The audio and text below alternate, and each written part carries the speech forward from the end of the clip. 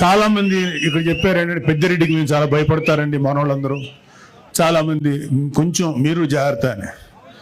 పెద్దిరెడ్డి కదయా వాళ్ళ నాయకుడు జగన్మోహన్ రెడ్డి కదయా, వాళ్ళ నాన్న రాజశేఖర రెడ్డిగా భయపడలేదు, ఇతనంతా అని చెప్పి. న్యాయంగా ధర్మంగా ముందుకెళ్ళేటువంటి గొప్ప నాయకుడు పవన్ కళ్యాణ్ గారి నాయకత్వంలో పనిచేస్తున్న మాకు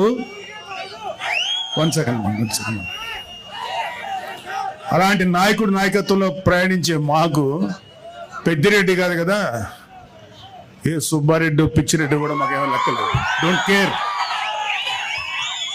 సో ముందు పెద్దిరెడ్డి అక్రమాల గురించి ఇక్కడంతా స్టేజ్ మీద ఉన్న చాలా మంది ఉన్నారు మా జన సైనికులు, వీర మహిళలందరూ.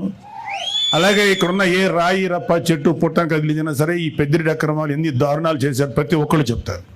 లాస్ట్ టైం వచ్చినప్పుడు కూడా చెప్పారు, అయినా ఒకసారి మీకు గుర్తు చేయదు. అన్నీ ఉన్నాయి, అన్ని లిస్ట్ ఉన్నాయి. రాయలసీమ మొత్తం మీద దాదాపు 23 ఎకరాల భూమిని దోచుకున్నాడు ఈ పెద్దిరెడ్డి. ఆయన దోచుకున్న భూముల రికార్డులు లేకుండా తన అనుచరులతో మదనపల్లి తహసీల్దార్ కార్యాలయంలో ఫైల్స్ దగ్ధం చేయించాడు. తగలబడిన ఫైల్స్ చాలా వరకు 22A కింద ఉన్న ప్రభుత్వ భూములకు సంబంధించిన డాక్యుమెంట్లు ఉందని సిఐడి అధికారులే నిర్ధారించారు. పొంగనూరు పాడి రైతులు నిలువున దోపిడీ చేస్తున్నారు. లీటర్ పాలకి కేవలం 20 రూపాయలు ఆయనే నిర్ధారించి తన సొంత డైరీకి పాలు తరలించాలని పాడి రైతుల్ని బెదిరిస్తున్నారు.